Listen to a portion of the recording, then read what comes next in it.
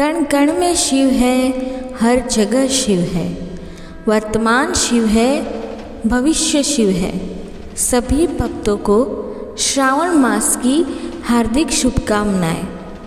हर हर महादेव। ओम नमः शिवाय। आज सावन मास का चौथा सोमवार है और कहते हैं इस दिन भगवान शिव और माता पार्वती की कथा एवं सावन के सोमवार की व्रत कथा को सुनने से अनंत शुभ फलों की प्राप्ति होती है एवं मनुष्य के सभी पाप और संकट कट जाते हैं तथा सभी मनोकामनाओं की पूर्ति होती है। तो आज मैं आपको सुनाने जा रही हूँ भगवान शिव और माता पार्वती की बड़ी दुर्लभ कथा। तो इस कथा को पूरी श्रद्धा और प्रसन्न चित्त मन से पूरा अवश्य सुनिएगा। आधी अधूरी कथा को सुनने से पूर्ण फल प्राप्त नहीं होता है। भगवान शिव का आशीर्वाद प्राप्त करने के लिए कमेंट बॉक्स में हर हर महादेव अवश्य लिखें। चलिए कथा का रसपान करते हैं। एक साहूकार था जो भगवान शिव का अनन्य भक्त था। उसके पास धन धान्य किसी भी चीज़ की कमी नहीं थी, लेकिन उसकी कोई संतान नहीं थी और वह किसी कामना को लेकर रोज शिव जी के मंदिर जाकर दीपक जलाता था। उसके इस भक्ति भाव को देखकर एक दिन माता पार्वती ने शिव जी से कहा कि प्रभु, ये साहूकार आपका अनन्य भक्त है, इसको किसी बात का कष्ट है तो आपको इसे अवश्य दूर करना चाहिए। शिव जी बोले, हे पार्वती, इस साहूकार के पास पुत्र नहीं है, यह इसीलिए दुखी रहता है। माता पार्वती कहती है, हे ईश्वर, कृपा करके इसे पुत्र का वरदान दे दीजिए। तब भोलेनाथ ने कहा कि हे पार्वती, साहूकार के भाग्य में पुत्र का योग नहीं है। ऐसे में अगर इसे पुत्र प्राप्ति का वरदान मिल भी गया तो वह केवल 12 वर्ष की आयु तक ही जीवित रहेगा। यह सुनने के बाद भी माता पार्वती ने कहा, हे प्रभु, आपको इस साहूकार को पुत्र का वर देना ही होगा, अन्यथा भक्त क्यों आपकी सेवा या पूजा करेंगे। माता के बार बार कहने से भोलेनाथ ने साहूकार को पुत्र का वरदान दिया, लेकिन यह भी कहा कि वह केवल 12 वर्षों तक ही जीवित रहेगा। साहूकार यह सारी बातें सुन रहा था, इसीलिए उसे ना तो खुशी हुई और ना ही दुख। वह पहले की तरह भगवान की पूजा करता रहा। उधर शेठानी गर्भवती हुई और 9वें महीने उसे सुंदर से बालक की प्राप्ति हुई। परिवार में खूब हर्षोल्लास मनाया गया, लेकिन साहूकार पहले की तरह ही था और उसने बालक की 12 वर्ष की आयु का जिक्र किसी से भी नहीं किया। जब बालक 11 वर्ष की आयु का हो गया तो एक दिन साहूकार की शेठानी ने बालक के विवाह के लिए कहा। तो साहूकार ने कहा कि वह अभी बालक को पढ़ने के लिए काशी भेजेगा। इसके बाद उसने बालक के मामा जी को बुलाया और कहा कि इसे काशी पढ़ने के लिए ले जाओ और रास्ते में जिस भी स्थान पर रुकना वहाँ यज्ञ करते और ब्राह्मणों को भोजन कराते हुए आगे बढ़ना। वे लोग यह सब करते हुए ही आगे बढ़ रहे थे कि रास्ते में एक राजकुमारी का विवाह था। जिससे उसका विवाह होना था वह एक आँख से काना था। तो उसके पिता ने जब अति सुंदर साहूकार के बेटे को देखा तो उसके मन में विचार आया कि क्यों न इसे ही घोड़ी पर बिठाकर शादी के सारे कार्य संपन्न करा दिए जाए। तो उन्होंने मामा से बात की और कहा कि इसके बदले में वह बहुत धन देंगे। तो वह भी राजी हो गया। इसके बाद साहूकार का बेटा विवाह की वेदी पर बैठ गया और जब विवाह कार्य संपन्न हो गया तो जाने से पहले उसने राजकुमारी की चुनरी के पल्लू पर लिखा कि तेरा विवाह तो मेरे साथ हुआ है, लेकिन जिस राजकुमार के साथ तुम्हें भेजेंगे वह तो एक आंख से काना है। इसके बाद वह अपने मामा के साथ काशी के लिए चला गया। उधर जब राजकुमारी ने अपनी चुनरी पर यह लिखा हुआ पाया तो उसने राजकुमार के साथ जाने से मना कर दिया। तो राजा ने भी अपनी पुत्री को बारात के साथ विदा नहीं किया और बारात वापस लौट गई। उधर मामा और भांजे काशी पहुंच गए थे। एक दिन जब मामा ने यज्ञ का आयोजन कर रखा था और भांजा बहुत देर तक बाहर नहीं आया तो मामा ने अंदर जाकर देखा तो भांजे के प्राण निकल चुके थे। वह बहुत परेशान हुए, लेकिन सोचा कि अभी रोना पीटना मचाया तो ब्राह्मण चले जाएंगे और यज्ञ का कार्य अधूरा रह जाएगा। जब यज्ञ संपन्न हुआ तो मामा ने रोना पीटना शुरू किया। उसी समय भगवान शिव देवी पार्वती उधर से जा रहे थे तो माता पार्वती ने शिव जी से कहा, हे प्रभु, ये कौन रो रहा है? तभी उन्हें पता चला कि यह तो भोलेनाथ के आशीर्वाद से जन्मा शाहूकार का पुत्र है। तब माता पार्वती कहती है कि हे स्वामी, इसे जीवित कर दे, अन्यथा रोते रोते इसके माता पिता के प्राण निकल जाएंगे। तब भगवान भोलेनाथ ने कहा कि हे पार्वती, इसकी आयु इतनी ही थी सो वह भोग चुका। लेकिन माँ के बार बार आग्रह करने पर भोलेनाथ ने उसे जीवित कर दिया। लड़का ओम नमः शिवाय कहते हुए जी उठा और मामा भांजे दोनों ने ईश्वर को धन्यवाद किया और अपनी नगरी की ओर लौट गए। रास्ते में वही नगर पड़ा और राजकुमारी ने उन्हें पहचान लिया। तब राजा ने राजकुमारी को साहूकार के बेटे के साथ बहुत सारा धन धान्य देके विदा किया। उधर साहूकार और उसकी पत्नी छत पर बैठे थे। उन्होंने यह प्रण रखा था कि यदि उसका पुत्र सकुशल ना लौटा तो वह छत से कूदकर अपने प्राण त्याग देंगे। तभी लड़के के मामा ने आकर साहूकार के बेटे और बहू के आने का समाचार सुनाया, लेकिन वे नहीं माने।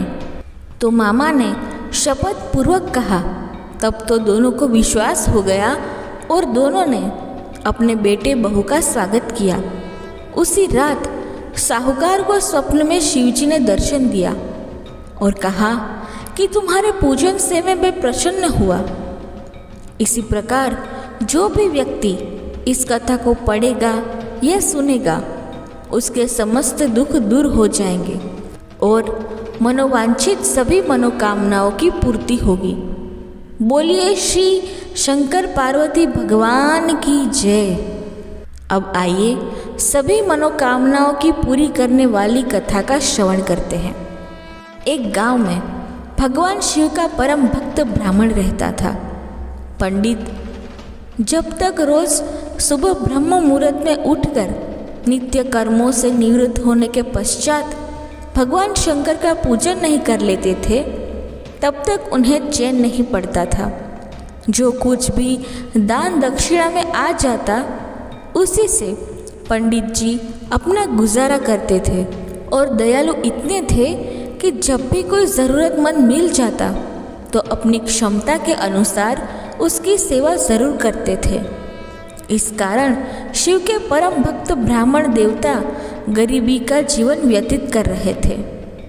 पंडित जी के इस दानी प्रवृत्ति से उनकी पत्नी उनसे नाराज तो थी, किंतु उनकी भक्ति परायणता को देखकर उनसे अत्यधिक प्रेम करती थी। इसीलिए वह कभी भी उनका अपमान नहीं करती थी। साथ ही अपनी ज़रूरत का धन वह आस पड़ोस में मजदूरी करके जुटा लेती थी। एक समय ऐसा आया जब मंदिर में दान दक्षिणा कम आने लगी, जिससे पंडित जी को आर्थिक तंगी का सामना करना पड़ा। घर की मूल आवश्यकताओं की पूर्ति नहीं होने के कारण ब्राह्मणी दुखी रहने लगी। इसी तरह दिन बीतने लगे। एक दिन महाशिवरात्रि का दिन आया। उस दिन भी पंडित जी हमेशा की तरह ब्रह्म मुहूर्त में उठकर नित्य कर्मों से निवृत्त होने के लिए नदी की ओर चल दिए। संयोग से उस समय उस राह से पार्वती जी और शिव जी गुजर रहे थे। अचानक से पार्वती जी की नज़र उस ब्राह्मण पर पड़ी। आज पंडित जी महाशिवरात्रि को लेकर इतने उत्साहित नहीं थे जितने कि अक्सर हुआ करते थे। पार्वती जी को बात समझते देर नहीं लगी। उन्होंने शिव जी से कहा, भगवान, यह ब्राह्मण देवता प्रतिदिन आपकी उपासना करते हैं, फिर भी आपको इसकी चिंता नहीं है। पार्वती जी की बात सुनकर शिव जी बोले, देवी, अपने भक्तों की चिंता मैं नहीं करूँगा तो और कौन करेगा। पार्वती जी बोली, हे स्वामी, आपने अब तक इस ब्राह्मण की सहायता क्यों नहीं की है। तब शिव जी बोले, देवी, आप निश्चित रहिए, अब तक उसने जितने बिल्वपत्र शिवलिंग पर चढ़ाए हैं वही बिल्वपत्र आज रात्रि में उसे धनपति बना देंगे। यह बातचीत करके पार्वती जी और शिव जी तो चल दिए, किंतु संयोग तो देखिए, उसी समय उस राह से एक व्यापारी गुजर रहा था। उसने छुपकर शिव जी और पार्वती जी का वार्तालाप सुन लिया। व्यापारी ने अपना दिमाग चलाया और सोचने लगा, अगर बिल्वपत्र से ब्राह्मण धनपति हो सकता है तो फिर मैं क्यों नहीं हो सकता। यही सोचकर वह ब्राह्मण के घर पहुंच गया और ब्राह्मण से बोला, पंडित जी, आपने अब तक जितने भी बेलपत्र शिव पूजन में चढ़ाया है वह सब मुझे दे दीजिए। बदले में मैं आपको 100 स्वर्ण मुद्राएं दूंगा। पंडित जी ने अपनी पत्नी से पूछा तो वह बोली, पुण्य का दान ठीक तो नहीं है, किंतु अगर आपका मन करे तो दे दीजिए। हमें धन की ज़रूरत है, इसीलिए दे दीजिए। पंडित जी ने सारे बिल्वपत्र बोरे में भरकर सेठ जी को दे दिए। बेलपत्रों का बोरा लेकर सेठ जी पहुंच गए मंदिर और शिवलिंग पर चढ़ाकर देखने लगे कि कब शिव जी कृपा करेंगे और कब वह और धनपति बन जाएगा। प्रतीक्षा करते करते सेठ जी को आधी रात हो गई। सेठ जी चमत्कार देखने के लिए बहुत उतावले हो रहे थे। आखिर में तीसरा पहर गुजरने के बाद सेठ जी के सब्र का बांध टूट ही गया और क्रोध में आकर सेठ जी ने शिवलिंग को झकझोरने लगे। फिर अचानक ही चमत्कार हुआ। सेठ जी के हाथ शिवलिंग से ही चिपके रह गए। उन्होंने बहुत प्रयास किया, किंतु हाथ हिले तक नहीं। थक हार कर सेठ जी शिव जी से क्षमा याचना करने लगे तो शिव जी बोले, हे लोभी सेठ, जिस ब्राह्मण से तूने यह बेलपत्र खरीदे हैं उसे 100 स्वर्ण मुद्राएं दे, तब जाकर तेरे हाथ छूटेंगे। प्रातःकाल जब पंडित जी पूजन के लिए आए तो उन्होंने देखा कि सेठ जी के हाथ शिवलिंग से चिपके हुए हैं और सेठ जी रो रहे हैं। उन्होंने पूछा तो सेठ बोला, पंडित जी, शीघ्रता से मेरे बेटे को 100 स्वर्ण मुद्राएं लेकर मंदिर आने को कहिए। पंडित जी ने सेठ के बेटे को बुलाया और सेठ ने वह स्वर्ण मुद्राएं ब्राह्मण को दिलवा दी। तब जाकर सेठ के हाथ शिवलिंग से छूटे। यह देखकर पार्वती जी शिव जी से पूछती है, हे नाथ, आपने अब तक अपने भक्त को कोई धन नहीं दिया। शिव जी बोले, देवी, मेरे पास कहाँ धन है जो मैं दूंगा, किंतु मेरा भक्त अब गरीब नहीं है, यह तुम स्वयं देख लो। जैसी कृपा भगवान शिव और माता पार्वती ने उस ब्राह्मण पर की, ऐसी ही कृपा भगवान हम सब पर करे। बोले शंकर पार्वती भगवान की जय। आइए अब मनोकामनाओं को पूरी करने वाली दूसरी कथा को सुनते हैं। इस कथा को सुनने से ही व्रत संपूर्ण माना जाता है। एक बार की बात है, माता पार्वती शिवजी को पति रूप में प्राप्त करने के लिए घोर तप कर रही थी। उनके तप को देखकर देवताओं ने शिवजी से कहा कि देवी की मनोकामना को पूर्ण करें। शिवजी ने माता पार्वती जी की परीक्षा लेने के लिए सप्त ऋषियों को भेजा। सप्त ऋषियों ने शिवजी के सैकड़ों अवगुण गिनाए, पर पार्वती जी को महादेव के अलावा किसी और से विवाह मंजूर नहीं था। विवाह से पहले सभी वर अपनी भावी पत्नी को लेकर आश्वस्त होना चाहते हैं। इसीलिए शिवजी ने स्वयं भी पार्वती जी की परीक्षा लेने की ठानी। भगवान शंकर प्रकट हुए और पार्वती जी को वरदान देकर अंतर्ध्यान हुए। इतने में पार्वती माता जहाँ तप कर रही थी, वहीं पास के तालाब में मगरमच्छ ने एक लड़के को पकड़ लिया। लड़का जान बचाने के लिए चिल्लाने लगा। पार्वती जी से उस बच्चे की चीख सुनी नहीं गई। द्रवित हृदय होकर वह तालाब पर पहुंची। देखती है कि मगरमच्छ लड़की को तालाब के अंदर खींचकर ले जा रहा था। लड़के ने देवी को देखकर कहा, मेरी ना तो माँ है, ना बाप, ना कोई मित्र। माता, आप ही मेरी रक्षा करें। पार्वती जी ने कहा, हे मगरमच्छ, इस लड़के को छोड़ दो। मगरमच्छ बोला, दिन के छठे पहर में जो मुझे मिलता है उसे अपना आहार समझकर स्वीकार करना मेरा नियम है। ब्रह्मदेव ने दिन के छठे पहर इस लड़के को भेजा है, मैं इसे क्यों छोड़ूं? पार्वती जी ने विनती की, तुम इसे छोड़ दो, बदले में मैं तुम्हें जो चाहे वो मुझसे कहो। मगरमच्छ बोला, एक ही शर्त पर मैं इसे छोड़ सकता हूँ। आपने तप करके महादेव जी से जो वरदान प्राप्त किया है, यदि उस तप का फल मुझे दे दो तो मैं इसे छोड़ दूंगा। पार्वती जी तुरंत तैयार हो गई। उन्होंने कहा कि मैं अपने तप का फल तुम्हें देने को तैयार हूँ, लेकिन तुम इस बालक को छोड़ दो। मगरमच्छ ने समझाया, सोच लो देवी, जोश में आकर संकल्प मत करो। हजारों वर्षों तक जैसा तप किया है वैसा देवताओं के लिए भी संभव नहीं है। उसका सारा फल इस बालक के प्राणों के बदले चला जाएगा। पार्वती जी ने कहा, मेरा निश्चय पक्का है, मैं तुम्हें अपने तप का फल देती हूँ, तुम इसको जीवन दे दो। मगरमच्छ ने पार्वती जी से तप दान करने का संकल्प करवाया। तप का दान होते ही मगरमच्छ का देह तेज से चमकने लगा। मगर बोला, हे पार्वती, देखो, तप के प्रभाव से मैं तेजस्वी बन गया हूँ। तुमने जीवन भर की पूंजी एक बच्चे के लिए व्यर्थ कर दी। चाहो तो अपनी भूल सुधारने का एक और मौका भी दे सकता हूँ। पार्वती जी ने कहा, हे मगरमच्छ, तब तो मैं पुनः कर सकती हूँ, किंतु यदि तुम इस लड़के को निगल जाते तो इसका जीवन वापस नहीं मिल सकता था।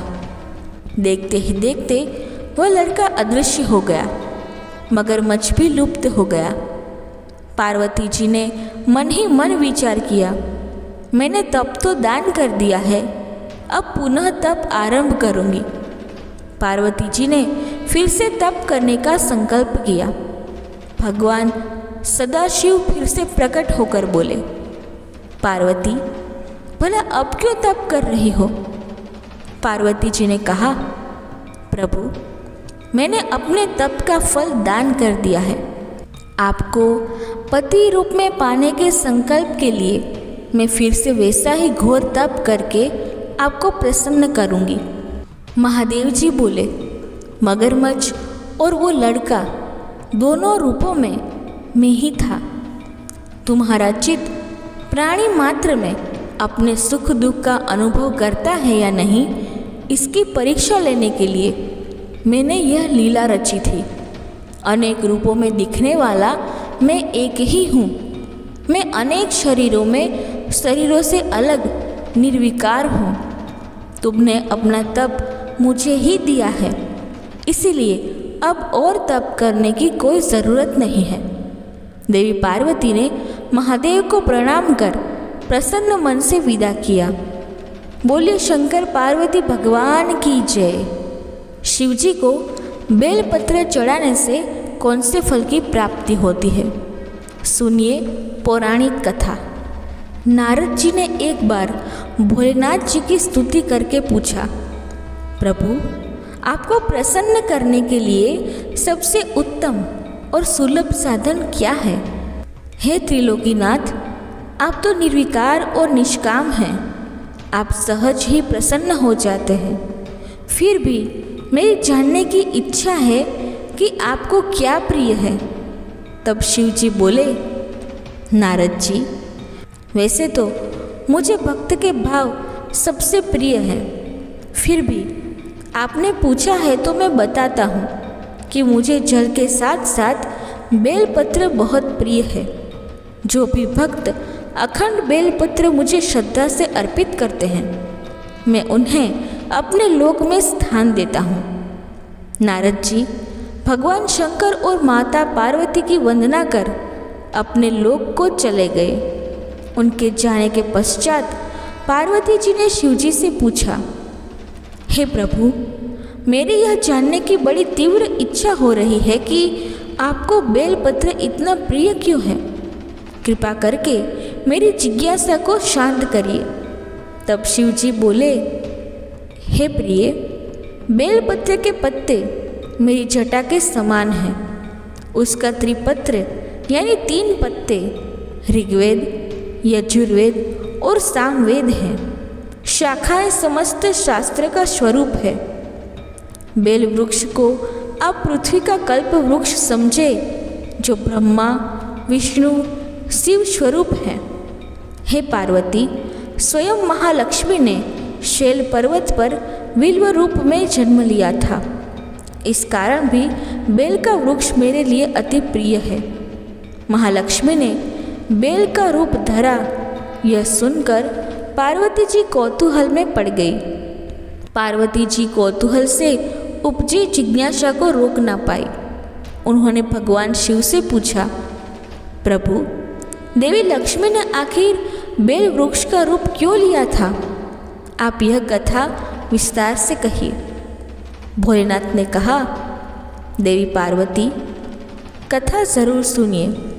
शिव जी कहते हैं, हे देवी, सतयुग में ज्योति रूप में मेरे अंश का रामेश्वर लिंग था। आदि देवों ने उसका विधिवत पूजन अर्चन किया था। इसका परिणाम यह हुआ कि मेरे अनुग्रह से वाणी देवी सबकी प्रिय हो गई। वह भगवान विष्णु को सतत प्रिय हो गई। मेरे प्रभाव से भगवान केशव के मन में वाणी देवी के लिए जितनी प्रीत उपजी, वह स्वयं लक्ष्मी जी को नहीं भाई। लक्ष्मी देवी का श्री हरि के प्रति मन में कुछ दुराव पैदा हो गया। वह चिंतित और रुष्ट होकर चुपचाप परम उत्तम श्री पर्वत पर चली गई। वहाँ उन्होंने तप करने का निर्णय किया और उत्तम स्थान का चयन करने लगी। महालक्ष्मी ने उत्तम स्थान का निश्चय करके मेरे लिंग विग्रह की उग्र तपस्या प्रारंभ कर दी। उनकी तपस्या कठोरतम होती जा रही थी। हे परमेश्वरी, कुछ समय बाद महालक्ष्मी जी ने मेरे लिंग विग्रह से थोड़े दूर पर एक बेल वृक्ष का रूप धारण कर लिया। अपने पत्तों और पुष्प द्वारा निरंतर मेरा पूजन करने लगी। इस तरह महालक्ष्मी ने 1 करोड़ वर्ष तक घोर आराधना की। अंततः उन्हें मेरा अनुग्रह प्राप्त हुआ। मैं वहाँ प्रकट हुआ और देवी से इस घोर तप की आकांक्षा पूछकर वरदान देने को तैयार हुआ। महालक्ष्मी ने मांगा कि श्री हरि के हृदय में मेरे प्रभाव से वाग्देवी के लिए जो स्नेह हुआ है वो समाप्त हो जाए। शिव जी बोले, मैंने महालक्ष्मी को समझाया कि श्री हरि के हृदय में आपके अतिरिक्त किसी और के लिए कोई प्रेम नहीं है। वाग्देवी के प्रति उनका प्रेम नहीं अपितु श्रद्धा है। यह सुनकर लक्ष्मी जी प्रसन्न हो गई और पुनः श्री विष्णु के हृदय में स्थित होकर निरंतर उनके साथ विहार करने लगी। शिव जी कहते हैं, हे पार्वती, महालक्ष्मी के हृदय का एक बड़ा विकार इस प्रकार दूर हुआ था। इस कारण हरिप्रिया उसी वृक्ष के रूप में सर्वदा अतिशय भक्ति से भरकर यत्पूर्वक मेरी पूजा करने लगी। हे पार्वती, इसी कारण बेल का वृक्ष, उसके पत्ते, फल फूल आदि मुझे बहुत प्रिय है।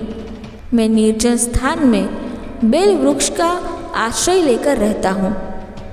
बेल वृक्ष को सदा सर्व तीर्थमय एवं सर्वदेवमय मानना चाहिए। इसमें तनिक भी संदेह नहीं है कि बेलपत्र, बेल फूल, बेल वृक्ष के चंदन से जो मेरा पूजन करता है वह भक्त मेरा प्रिय है। बेल वृक्ष को शिव के समान ही समझो, वह मेरा शरीर है। जो बेल पत्र पर चंदन से मेरा नाम अंकित करके मुझे अर्पण करता है, मैं उसे सभी पापों से मुक्त करके अपने लोक में स्थान देता हूँ। हे देवी, उस व्यक्ति को स्वयं लक्ष्मी जी भी नमस्कार करते हैं जो बेल पत्र से मेरा पूजन करते हैं। जो बेल में मूल प्राण छोड़ता है उसको रुद्र देह प्राप्त होता है और ऐसे मन पर सदैव ही माँ लक्ष्मी की कृपा रहती है और साथ साथ भगवान नारायण की भी कृपा उसको सदैव प्राप्त होती है। हर हर महादेव।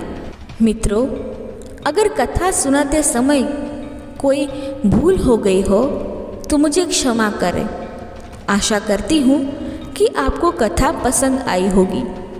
अगर आपको कथा पसंद आई है तो वीडियो को लाइक करें और चैनल को सब्सक्राइब करें। अगर आप शिव भक्त हैं तो कमेंट बॉक्स में हर हर महादेव ज़रूर लिखें। धन्यवाद। जय श्री कृष्णा। राधे राधे। हर हर महादेव। ओम नमः शिवाय।